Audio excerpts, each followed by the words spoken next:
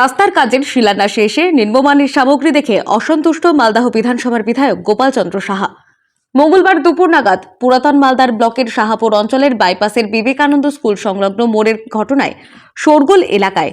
জানা গিয়েছে, পঞ্চায়েত সমিতির তরফ থেকে প্রায় 2.5 লক্ষ টাকা ব্যয়ে 56 মিটার কংক্রিট ঢালাই রাস্তার কাজের শিলান্যাসের কথা হয়েছিল। এদিন বিধায়ক গোপাল চন্দ্র সাহার সঙ্গে উপস্থিত ছিলেন পঞ্চায়েত সমিতির সভাপতি রুম্পা রাজবংশী সরকার।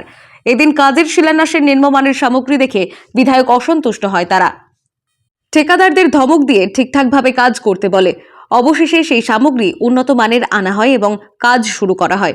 তবে বিধায়ক বালি দেখেই অসন্তুষ্টি প্রকাশ করে। কোয়ালিটি নিয়ে আমার বক্তব্য হচ্ছে, কাজ যাতে সঠিক হয়। মেটেরিয়ালস এখানে যে দেখতে পাচ্ছি আমি, এখানে মেটেরিয়ালস পড়েছে বালু, স্যান্ড, কিন্তু স্যান্ডে যে স্যান্ড দেওয়ার কথা সেই স্যান্ড এখানে নাই। লো কোয়ালিটি স্যান্ড আছে, নিম্নমানের বালু আছে। এরকম ধরনের বালু দিয়ে কাজ, সরকারি কাজ হয় না। মানুষের টাকা, এটা সরকারি টাকা, মানে মানুষের টাকা না, তো মানুষের কাজে লাগছে। সেখানে তছরূপ হবে, মিসইউজ হবে, সেটা আমাদের দেখতে হবে। যদি এরকম ধরনের মিসইউজ হয়, তছরূপ হয়, তাহলে আমার হায়ার অথরিটিকে জানাতে বাধ্য হবে। মালদা থেকে মাধব কুমার মণ্ডলের রিপোর্ট, টাইমলেস ডেপিকশন নিউজ।